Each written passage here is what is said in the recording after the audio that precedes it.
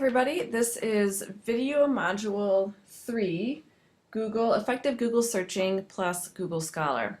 In this video, we'll just be looking at a few strategies for making your Google searches more effective and to help you find exactly what you're looking for, how to narrow and broaden your searches as well. We'll also be taking a look at what I think is probably the #1 most important Google development for straight up searching in education that I have ever seen, and that is the fabulous Google Scholar. So let's get started. Obviously, you probably know this, but it bears repeating. Google does not work best using natural language searches. So you wouldn't say something like, what is the best way to help teens with stress? You get 113 million results, and you've got some things, sure, that will be relevant to what you're looking for. But to make this search more streamlined and to actually get the stuff that you really want to come up on the first page or two, it's better to kind of deconstruct. You always start with a question, this is true, but then you deconstruct that question and you find the most important words in that idea, in that question. So for us, I think stress is the most important word in the question, and so you always put your most important word first. So we'll start with stress. And then what's the second most important word in my question? And this might be different for different people, but I'm going to say the second most important word is something to do with way to help, the keyword of helping.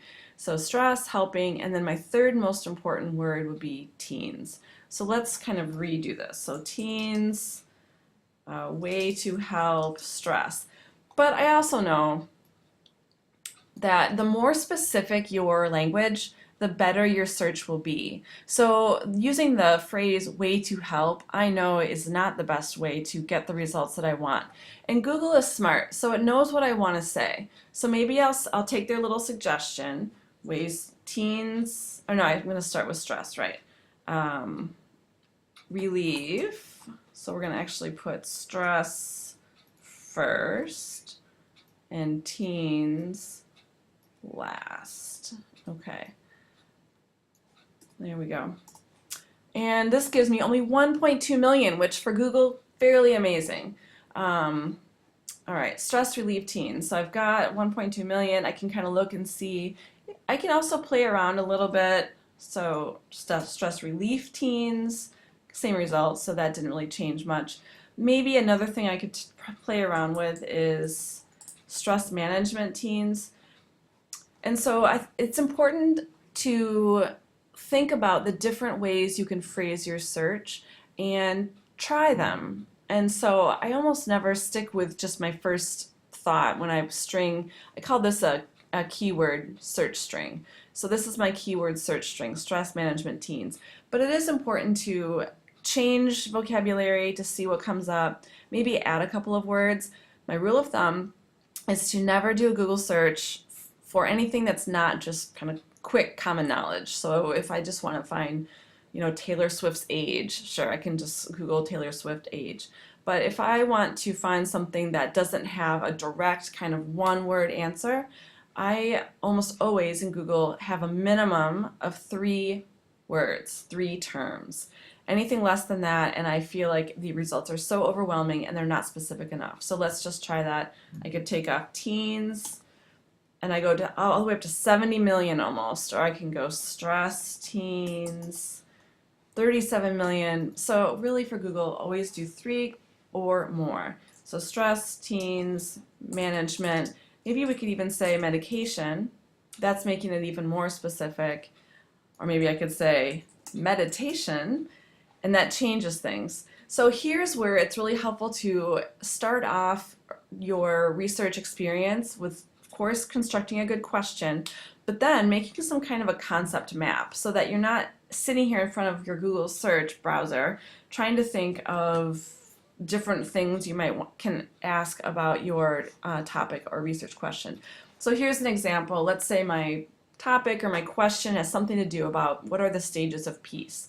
If I had done this thinking, which probably only took this person a couple of minutes, you think about stages of peace. Well, they've got peace as tranquility, as an inner state, nonviolence by agreement, peace as security. And then from there, they've come up with a few other ideas. And so when you're then faced with your Google search bar, you have so many things that you can search for. So you could do stages of peace, Gandhi, stages of peace, war, conflict resolution, legitimate. Things like that. You have so much more to play with. And you can make your searches a lot more effective and efficient.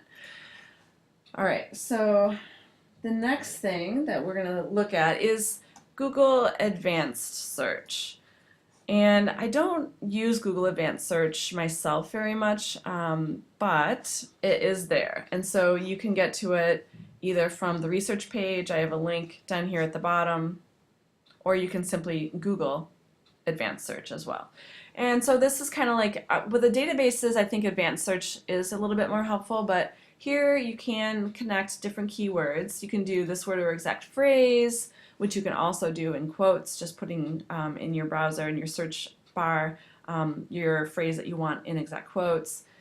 You can also specify language. So if you do have more kind of unique search needs, particularly maybe if you are doing an EE and you really do want some material in maybe a native language, come to Advanced Search, and this is going to help you kind of find that stuff that's a little bit trickier to find. Or let's say you just really want websites that were published in Thailand or something like that. Maybe you could do that, or in Asia. So that's Advanced Search, useful for certain needs.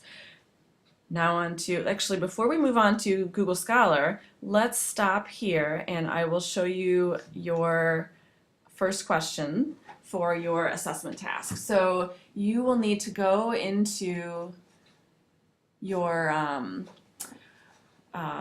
the Research Methods Bootcamp link, which I don't have displayed here, but then you will go down to the module number 3, and actually let's pull that up. I'll show you this here.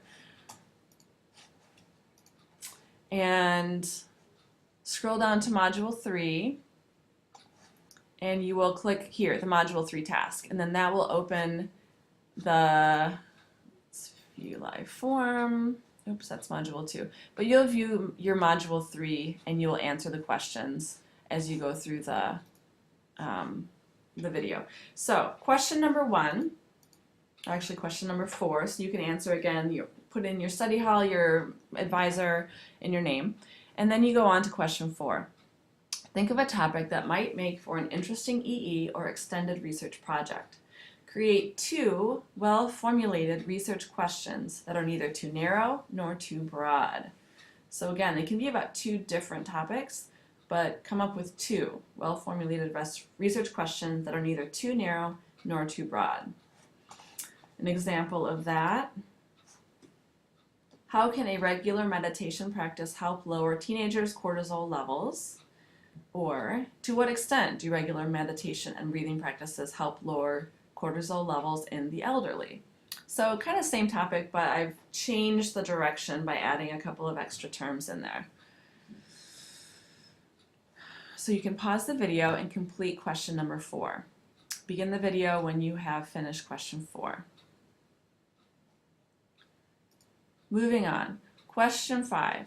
Construct thoughtful keyword search strings of at least 3 terms for each of the previous 2 research questions. Construct thoughtful keyword search strings of at least 3 terms for each of the previous 2 research questions. An example of that, for my 2 questions, I've got meditation, teenagers, cortisol. Second one, I've got meditation, breathing, elderly, cortisol. So you should have at least 3 terms, if not more, and think about the order in which you have the terms as well. The most important word should be first, and then the next would be in descending order of importance. Pause the video and restart the video when you have completed question 5. Moving on, question 6. Conduct Google searches using these keyword search strings. Now, change or add keywords to your searches. Choose one of these new keyword search strings. So for the 2 search strings that you just created in question 5, do actual Google searches using those search strings. Then, just like I was doing, change some of the vocabulary or add additional keywords to your searches. And then choose one of these new keyword search strings. An example of that, I changed one of my search strings to meditation, youth, cortisol, stress. Pause the video and restart after watching the next portion, or after finishing the next portion of the assessment task.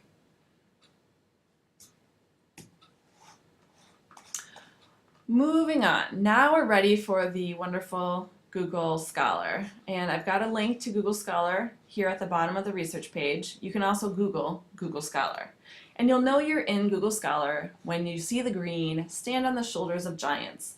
You'll also notice a few little extra icons up here that you don't have in normal Google.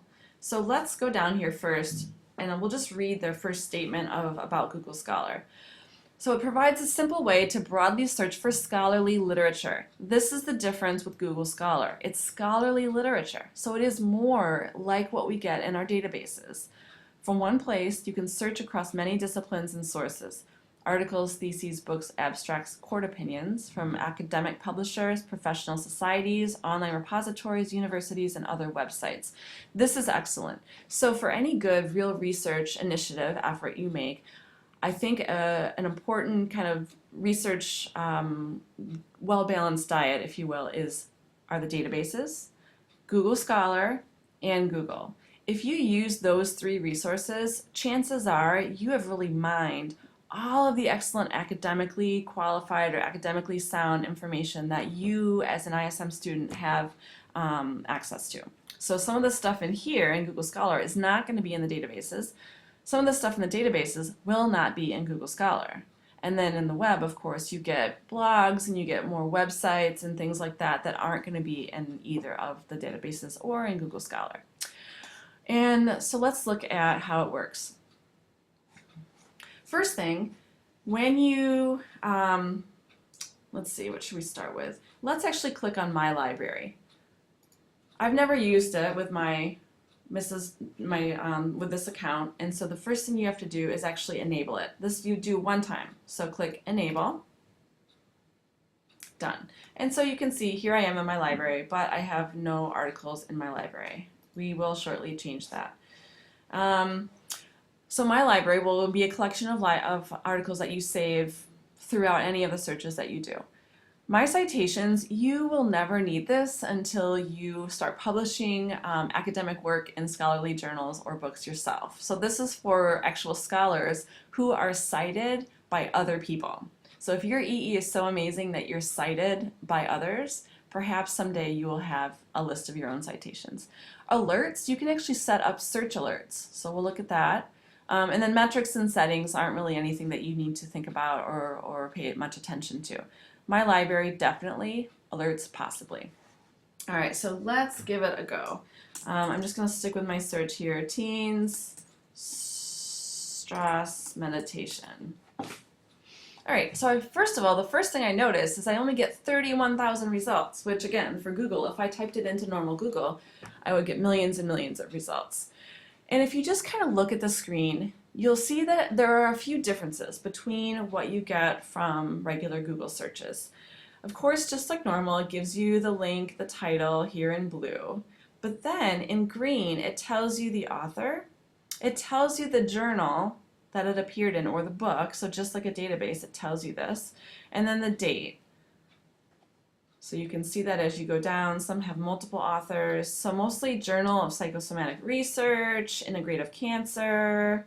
There's books that have been digitized and placed on Google. This in itself is really excellent to kind of verify for yourself that this is academic material.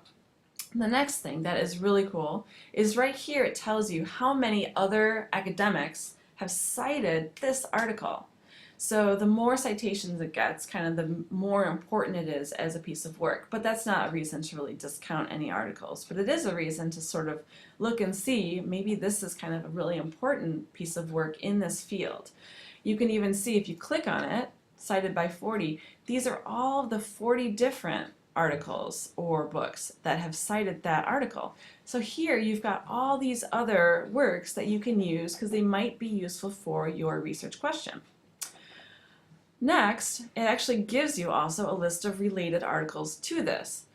These articles may not actually cite this article, but they are about related subjects. Here I've got 101 results. So these also I can scroll through and possibly find something that will help me here. There's different versions apparently of this article. Cite, we'll look at this a little bit later, but it actually, if you click that, whoa, it gives you the MLA or APA format. So you can just copy this, paste it right into your works cited, which of course you have to reformat so that it fits the works cited requirements or the bibliography formatting requirements, but all the information in the right order is there. And then here you can save articles into your library. So maybe you're doing a research project and you are working right now on just collecting articles, and you're not actually going to be opening this, starting to take notes on it, or really work with it quite yet. You can save it. All right, and then it tells you it's saved. Maybe I want to save this one and this one. Then I can actually go into my library. Voila, here they are. So I think this is really huge. You can actually save Google articles right into your browser so that the next time you're logged in with your Google account, regardless of if you're home or school or wherever, you've got those articles for you. You actually also have the opportunity to label your articles. And I think this could be important once you start getting into a longer term research project, because let's say you collect 30 articles or 40 articles. You're not going to really remember what each article specifically was referring to or what aspect of your topic it was about. You'll have to kind of reread the titles and maybe reread the articles. So what you could do is when you get an article, you could just create a label. So let's say one article and it is meditation techniques. So this is one thing that is a label that I could create, and maybe I'll do meditation teenagers, and then maybe I could do one that's teenagers stress. Okay, so then I can go back and I can, let's see, maybe I click on it. Okay, and I can assign a label to it.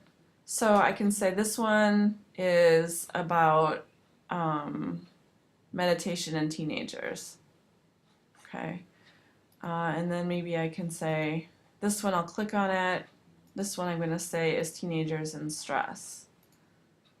All right. Then over here I've got a list on the sidebar of my labels, and I can say teenagers and stress. Here's all of those articles. This is an amazing way to organize your research. And then once, let's say you have been using Google Scholar for several months or a year or two, you'll probably have multiple different projects in here as well. So again, this is where labels can really come in handy. Maybe you even have a label that is, meditation EE. And then you label that. Maybe all of these articles will be about your meditation EE. And so that's a way that you can even separate different projects from one another. Absolutely exciting, worth exploring. You can set up alerts. So let's say we'll create alert, and let's say, meditation teenagers is an alert. Create alert. And then I believe what happens is you get an email. Maybe, I'm not sure how often, but it'll give you in that time frame how all of the articles that Google has labeled with or have been labeled with meditation in teenagers. Great way, especially if you're kind of monitoring a developing story or something that's kind of a new thing that's being talked about and written about. And that is Google Scholar. Let's go on to the assignment for Google Scholar.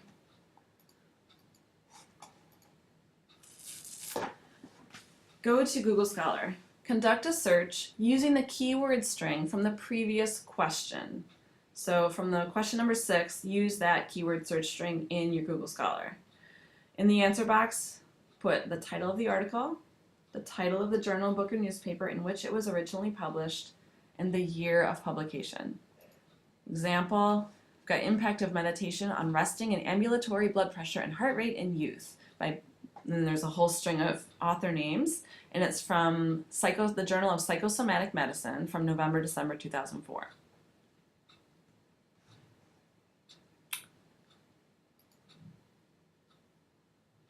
And then question number 8, from that same, choose one article from that search. From that article, answer the following question. How many times has it been cited?